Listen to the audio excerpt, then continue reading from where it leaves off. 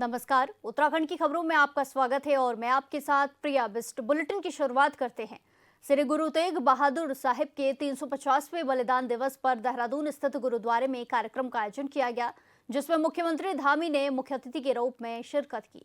गुरु तेग बहादुर साहिब जी को नमन किया। इस मौके पर उन्होंने कहा कि आपका अदम्य साहस, अटल निष्ठा और धर्म के प्रति आपका अप्रतिम समर्पण हम सभी को सदैव सत्य, साहस और कर्तव्य के पथ पर दृढ़ पूर्वक आगे बढ़ने की प्रेरणा देता है। कार्यक्रम के बाद सीएम धामी ने मीडिया से रूबरू होते हुए तमाम मुद्दों पर अपनी राय रखी और विपक्ष पर भी जमकर निशाना साधा। मैं गुरु तेग बहादुर जी का 350वें शहीदी पर्व पर उनको नमन करता हूं कि जिन्होंने धर्म की रक्षा के लिए, संस्कृति की रक्षा के लिए, देश की रक्षा के लिए अपने प्राणों का बलिदान देना स्वीकार किया, लेकिन झुकना और रुकना स्वीकार नहीं किया। उनके बलिदान को याद करते हुए आदरणीय प्रधानमंत्री नरेंद्र मोदी जी के नेतृत्व में पूरे देश के अंदर हमारे आने वाली पीढ़ियां, हमारे नौनिहाल, पूरी देश और दुनिया गुरु तेग बहादुर जी की वीरता से, पराक्रम से, उनके बलिदान से परिचित हो कि उन्होंने कितनी बड़ी चुनौतियां, कितना बड़ा संघर्ष एक छोटी सी आयु में किया। उससे सभी आने वाली पीढ़ियां उनको अपने स्मरण में रखें, उससे प्रेरणा लें। पूरे देश के अंदर ये पर्व मनाया जा रहा है और बहुत धूमधाम से मनाया जा रहा है। देवभूमि उत्तराखंड में बड़े धूमधाम से मनाया जा रहा है और अनेकों काम आज प्रधानमंत्री जी के नेतृत्व में हमारे पूरे सिख समाज के लिए, उनके उत्थान के लिए किए जा रहे हैं। चाहे वो अमृतसर कोलकाता कॉरिडोर का बनना हो या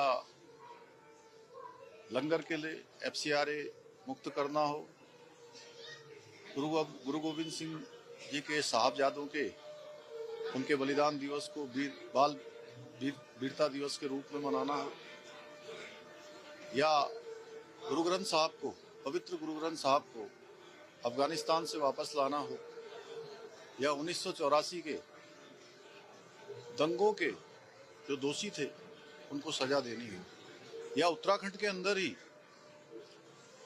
हेमकुंड साहब जाने के लिए जो यात्रा अत्यधिक कठिन और जो शारीरिक रूप से कमजोर हैं उनके लिए अत्यधिक कठिन यात्रा होती थी, उस यात्रा को सरल बनाने के लिए गोविंद घाट हेमकुंड साहब रोपवे का काम स्वीकृत करना हो। ऐसे अनेक काम यहाँ पर किए जा रहे हैं। हमारे आदरणीय प्रधानमंत्री जी के नेतृत्व में हमारे सभी सिख समाज के उत्थान के लिए हर संभव यहाँ प्रयास कर रहे हैं। अभी अभी हमने शिक्षा में विधेयक लाकर जो अल्पसंख्यक शिक्षा के अंतर्गत होने वाले लाभ हैं उसमें सिख समाज को भी सम्मिलित किया है, जिससे कि वो भी सभी लाभों को प्राप्त कर सके और उनको भी आगे बढ़ने में सहायता मिल सके। आदरणीय मोदी जी के नेतृत्व वाली सरकार ने हमेशा हमारे राज्य का प्रोत्साहन किया है। आज चाहे शासकीय मद में भारत सरकार के द्वारा राज्य को दी जाने वाली धनराशि है जो 2,500 करोड़ से बढ़ाकर 3,500 रुपये की जा रही है।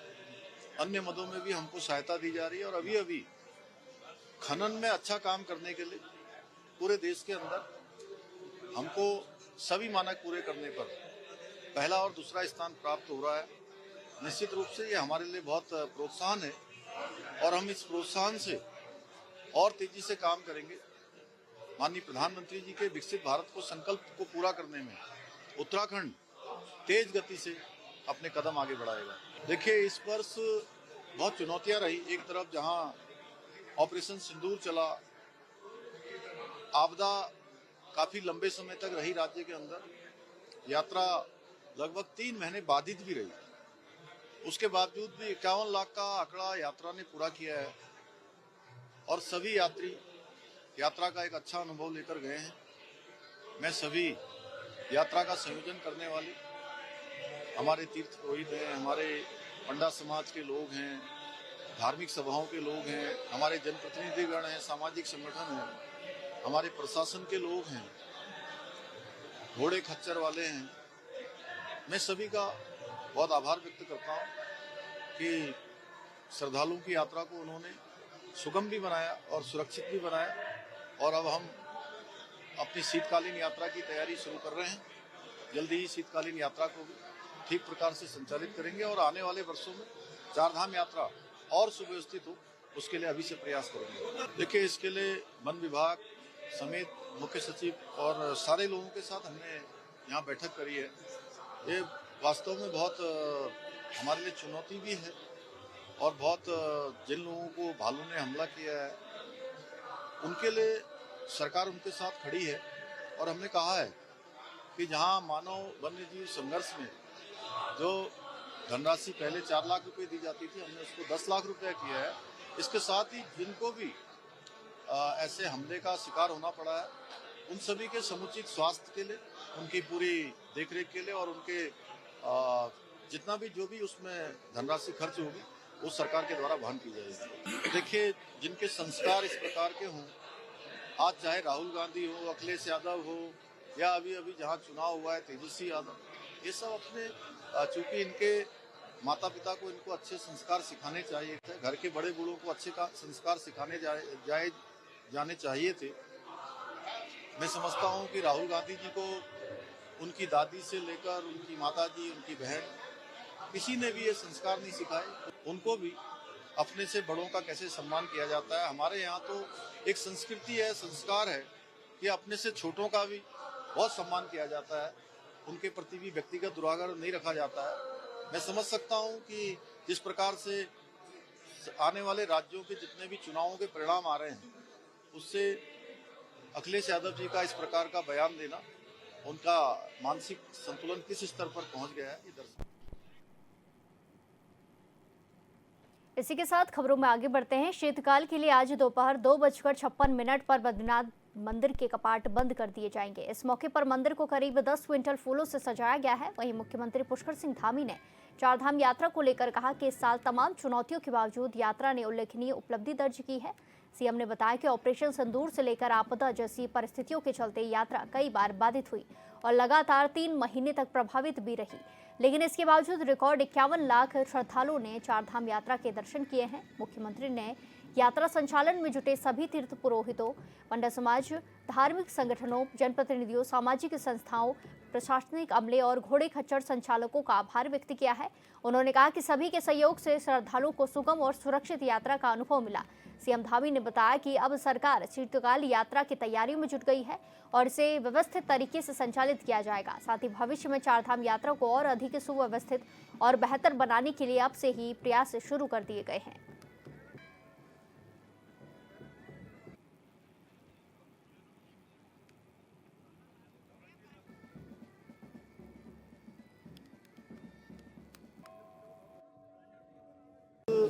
बहुत चुनौतियां रही। एक तरफ जहां ऑपरेशन सिंदूर चला, आपदा काफ़ी लंबे समय तक रही राज्य के अंदर, यात्रा लगभग 3 महीने बाधित भी रही। उसके बावजूद भी 51 लाख का आंकड़ा यात्रा ने पूरा किया है और सभी यात्री यात्रा का एक अच्छा अनुभव लेकर गए हैं। मैं सभी यात्रा का संयोजन करने वाले हमारे तीर्थ पुरोहित हैं, हमारे पंडा समाज के लोग हैं, धार्मिक सभाओं के लोग हैं, हमारे जनप्रतिनिधिगण हैं, सामाजिक संगठन हैं, हमारे प्रशासन के लोग हैं, घोड़े खच्चर वाले हैं। मैं सभी का बहुत आभार व्यक्त करता हूँ कि श्रद्धालुओं की यात्रा को उन्होंने सुगम भी बनाया और सुरक्षित भी बनाया, और अब हम अपनी शीतकालीन यात्रा की तैयारी शुरू कर रहे हैं। जल्दी ही शीतकालीन यात्रा को ठीक प्रकार से संचालित करेंगे और आने वाले वर्षों में चारधाम यात्रा और सुव्यवस्थित हो। इस खबर पर ज्यादा जानकारी के साथ सीधे जोड़ेंगे हमारे संवाददाता संजय से। संजय, जिस तरीके से चारधाम यात्रा में 51 लाख श्रद्धालुओं के आने का अनुमान देखने को मिला और अब जाकर जो बद्रीनाथ धाम के कपाट हैं वो बंद होने की प्रक्रिया भी शुरू होने वाली है थोड़े ही समय बाद, क्या कुछ माहौल देखने को मिल रहा है? मैं आज भगवान बद्रीनाथ के कपाट के लिए बंद होने जा रहे हैं। विधि विधान से पूजा अर्चना करने के बाद भगवान बद्रीनाथ के कपाट 6 महीने के लिए शीतकालीन लिए बंद होने के लिए जा रही है। आप देख सकते हैं तस्वीरों में अपने सहयोग का कि यहाँ पर दर्शन करो के हरेक कोने से भक्त जन आए हुए हैं और पूरे प्रांगण में भगवान बद्रीनाथ के जयकारों का नारा लगा हुआ है। जी बिल्कुल, जिस तरीके से संजय आज बद्रीनाथ धाम के कपाट बंद होंगे और कई सारे श्रद्धालु भी देखने को मिल रहे हैं, ऐसे में सुरक्षा के क्या कुछ इंतजाम किए गए हैं? सुरक्षा के लिए प्रशासन ने इंतजाम जो है यहाँ पर 15 है। यहाँ पर देखिए पार्किंग की सुविधा हो या लाइन में किसी को दिक्कत ना हो जाने में श्रद्धालु को उसके लिए एक लंबी लाइन लगाई है और पुलिस के सभी कर्मचारी यहाँ पर लगे हुए हैं। और दूसरी ओर में अपने सहयोगियों की वो दिखाई कि यहाँ पर सेना के जवान भी है। कपाट बंद होने के बाद ये प्रांगण को छोड़ दिया जाएगा। जी बिल्कुल संजय, जिस तरीके से यहाँ पर आज कपाट बंद होने की प्रक्रिया शुरू होगी, विधि विधान के साथ 2:56 में वो प्रक्रिया शुरू की जाएगी, ऐसे में मौसम कैसा है, मौसम का मिजाज कैसा देखने को मिल रहा है? मौसम का मिजाज की बात की जाए तो यहाँ पर ठंड बहुत ज्यादा है और पहाड़ों पर ऊपर बर्फबारी पड़ी हुई है। यहाँ पर जो है मौसम खुला हुआ है जिससे लोगों को ठंड नहीं राहत तो कभी बनी है, लेकिन कहीं ना कहीं उसको कभी के साथ लेकिन दर्शकों का भी मार्गदर्शन लगातार बढ़ता जा रहा है। जी बिल्कुल, धन्यवाद संजय हमारे साथ तमाम जानकारी साझा करने के लिए। ये तस्वीरें बद्रीनाथ धाम से सामने आई हैं, जहां बद्रीनाथ धाम के जो कपाट हैं आज बंद हो जाएंगे, जहां 2:56 पर इसकी प्रक्रिया शुरू होगी। जहां कपाट बंद करने की प्रक्रिया जारी है और 2:56 में बद्रीनाथ धाम के जो कपाट हैं वो बंद कर दिए जाएंगे। इसी के साथ आपको बता दें कि 5000 से ज़्यादा श्रद्धालु आज पहुंचे हैं बद्रीनाथ के दर्शन करने के लिए। चार धाम यात्रा को लेकर काफ़ी उत्साह देखने को मिला था और आज बद्रीनाथ धाम के कपाट हैं जो वो बंद कर दिए जाएंगे। इसी के साथ फूलों से भी मंदिर को सजाया गया है भव्य तरीके से।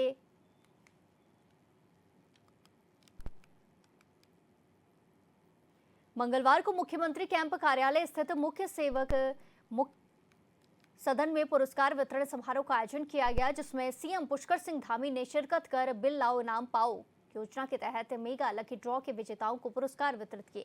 कार्यक्रम को संबोधित करते हुए सीएम ने डबल इंजन वाली सरकार की उपलब्धियों का बखान किया।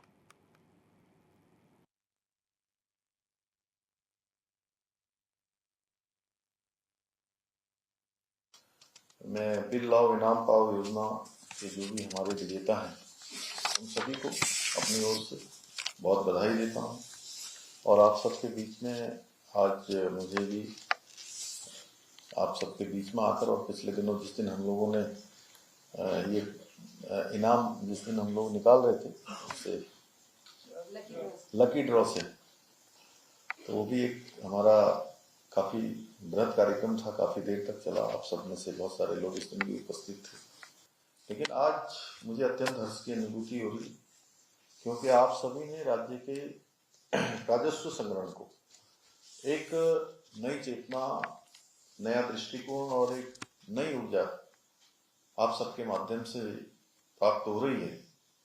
इसलिए आज हम यहाँ सिर्फ पुरस्कार वितरित ही नहीं कर रहे हैं, बल्कि उत्तराखंड के उज्जवल भविष्य के लिए आपकी सहभागिता का सम्मान करके स्वयं को भी सम्मानित अनुभव कर रहे हैं। सजग नागरिक होने का उदाहरण प्रस्तुत किया है 1888 में, तो एक बड़ा ये नंबर है। भाइयों बहनों, वर्ष 2022 में हमने बिल लाओ इनाम पाओ योजना की शुरुआत की थी। ये केवल एक इनाम प्रदान करने की योजना मात्र नहीं है, बल्कि एक नवाचार है। जैसे आप देखते होंगे हमारे प्रधानमंत्री जी श्री नरेंद्र मोदी जी हर क्षेत्र में नवाचार करने पर उन्होंने विशेष उनका आग्रह रहता है कि हर क्षेत्र में नवाचार होना चाहिए, नई चीज होनी चाहिए जिससे राज्य को भी फायदा हो, लोगों को भी उसका लाभ मिले। तो यह भी एक नवाचार था जिसके द्वारा हमने जन भागीदारी को ये राजस्व संग्रहण से जोड़ने का प्रयास प्रारंभ किया था और हम चाहते थे कि राज्य का प्रत्येक नागरिक उत्तराखंड की विकास यात्रा का सहयात्री बने, उस विकास यात्रा में साथ साथ चले।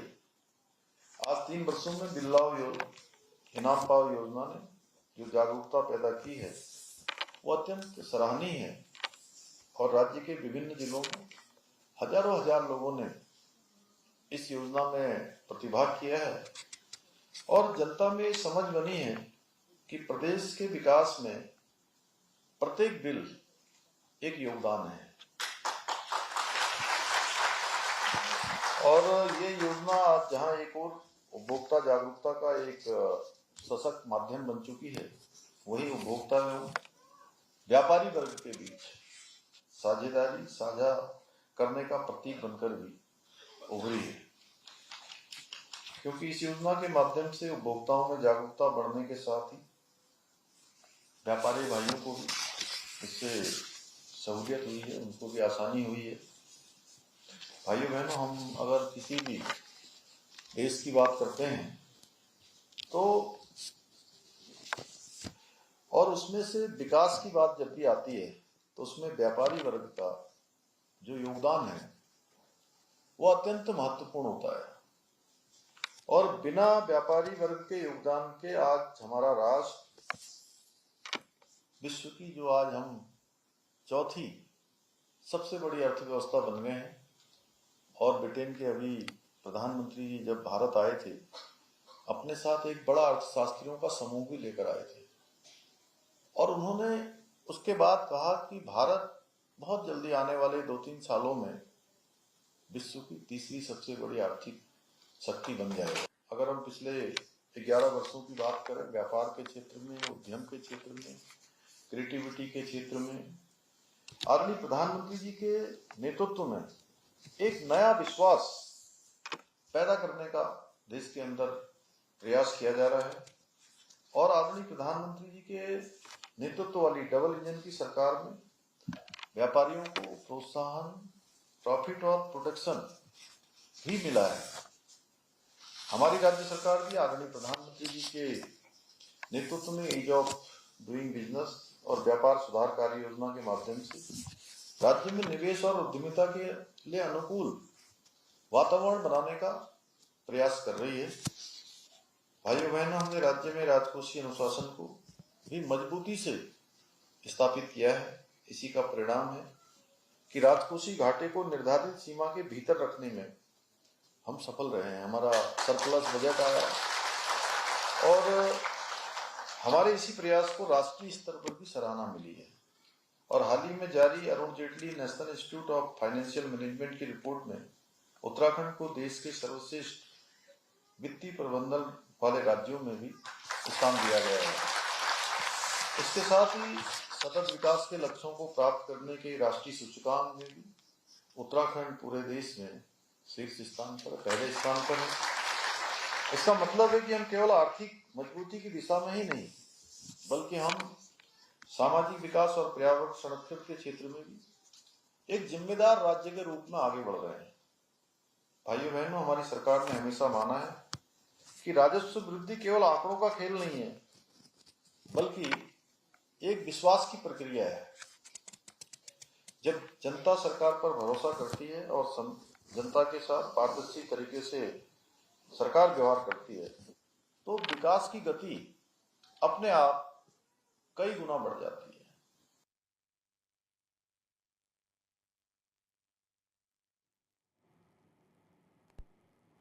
इसी के साथ खबरों में आगे बढ़ते हैं। उत्तराखंड में होने जा रहे आगामी 2027 विधानसभा चुनाव के लिए बीजेपी और कांग्रेस दोनों राजनीतिक दलों ने कमर कस ली है। वहीं अपनी जीत को लेकर बयानबाजी का दौर भी शुरू हो गया है। एक तरफ कांग्रेस की ओर से बनाए गए चुनाव प्रबंधन समिति के अध्यक्ष हरक सिंह रावत दावा कर रहे हैं कि बीजेपी की उल्टी गिनती शुरू हो गई है और 2027 में बीजेपी का सुपड़ा साफ होगा, तो वहीं बीजेपी ने भी उन्हें करारा जवाब दिया है। बीजेपी के प्रदेश महामंत्री दीप्ति रावत भारद्वाज ने कहा, हरक सिंह रावत वरिष्ठ नेता है और उनको असलियत देखते हुए बात करनी चाहिए। उन्होंने कहा कि जनता को पता है कि डबल इंजन की सरकार तेज गति से हमारे लिए विकास का कार्य करेगी।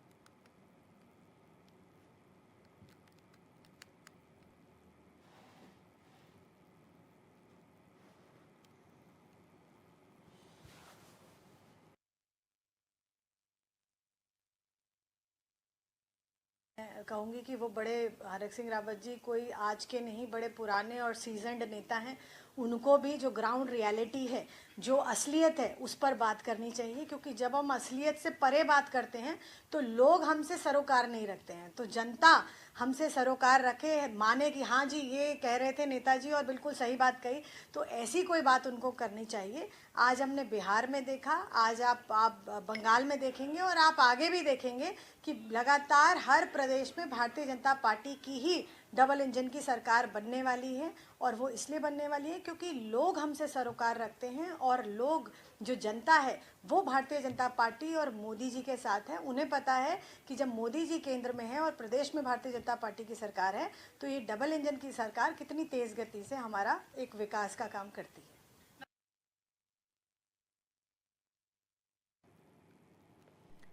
गदरपुर के कॉमन सर्विस सेंटर संचालकों ने तहसीलदार लीना चंद्र को ज्ञापन सौंपा, जिसमें उन्होंने छापेमारी के दौरान उत्पीड़न न करने की मांग की है। इस मौके पर जिला अध्यक्ष सुरजीत बत्रा ने कहा कि कॉमन सर्विस सेंटर पर छापेमारी की जा रही है और हम गलत लोगों के साथ नहीं हैं, लेकिन हर कॉमन सर्विस सेंटर संचालक का शोषण नहीं किया जाए। वहीं Kailash Sharma common service centre संचालक ने कहा कि जिस तरह से गदरपुर क्षेत्र में प्रशासन की ओर से छापेमारी की जा रही है वो गलत है। सीएससी जो एक हफ्ते पहले कुछ सीएससी बंद किए थे, सील कर दिए थे, उसके वजह में और बाकी छापेमारी पड़ रही थी लगातार। उस वजह से हमने सभी सीएससी कल एक मीटिंग की थी ज्ञापन देने के लिए। उसी चक्कर में हम आए थे। ज्ञापन में यही कि सीएससी पे छापे आने तो ना मारे जाएं, और अगर छापे मारे भी जाएं तो सीएससी के मैनेजर जो है सीएससी का, उसको साथ लेके आया जाए, तभी छापे मारी जाएगी। तो कार्रवाई क्या की गई इनके द्वारा अब तक, किस तरह के काम किया गया? अब इसकी क्या कार्रवाई की, तो पता क्या कार्रवाई कर रहे हैं उससे। हमें तो जब ये कि खुला या तहसील के सामने है, उसके खोलने की बात करनी है। बाकी जहीं कहीं मोहरें मिलती हैं फर्जी, तो उसके खिलाफ हम नहीं हैं, उसके खिलाफ हैं हम बिल्कुल। देखिए, जो हमें जानकारी मिली कि ये तहसीलदार महोदय और एसडीएम महोदय की तरफ से छापे मारे जा रहे हैं, और हम ये नहीं कहते हैं कि छापे मत मारो या वो मत करो, लेकिन हम कहते हैं आइए आप देखिए, जांच करिए। लेकिन ये नहीं है कि आप सिर्फ किसी ऑपरेटर को, ये ऑपरेटर दूसरा चला रहा है या कोई आपके सर्टिफिकेट या वो मिल रहे हैं, वहाँ पर दस्तावेज मिल रहे हैं, तो उसकी वजह से सीज करना गलत है। इसलिए हम लोग यहाँ पर आए हैं, सब लोग इकट्ठा हुए हैं। यहाँ पर 1-2 सेंटर बंद भी किए हैं, उन्होंने सीज किए हुए हैं। उसी के विरोध में हम लोग यहाँ पर। क्या मांग क्या है ज्ञापन में? हमारी मांग ये है कि निष्पक्षता से जांच की जाए, और इस तरह से जो प्रमाण पत्र हमारे सेंटर में मिल रहे हैं, तो दुकान में हमारे प्रमाण पत्र मिलना लाजमी है। जब हम प्रमाण पत्र बना रहे हैं, हम उनके सर्टिफिकेट रख रहे हैं, तो गांव की दुकानें हैं, गांव के सब जानने वाले लोग हैं, वो हमारे वहाँ पर छोड़ के जाते हैं। टाइम बे टाइम आते हैं, भाई हमारे प्रमाण पत्र, अपने सर्टिफिकेट दे जाते हैं, आधार कार्ड, राशन कार्ड वगैरह जो देना है हम उनके अप्लाई करते हैं। जिसमें सर्वर ना चल रहा हो या होता है, उनको ड्यूटी जाना होता है कई लोगों को, तो हमारे यहाँ छोड़ के जाते हैं। ये लाजमी है कि हमारे यहाँ मिलते हैं वो सीएससी सेंटर में। कुछ लोगों के यहाँ फर्जी मोहरें पाई गई हैं, क्या कहते हैं? ये फर्जी मोहरें मिलना गलत है, उसके हम निंदा करते हैं। और इस बुलेटिन में फिलहाल के लिए इतना ही। बाकी तमाम खबरों के लिए देखते रहिए HNN 24/7। नमस्कार।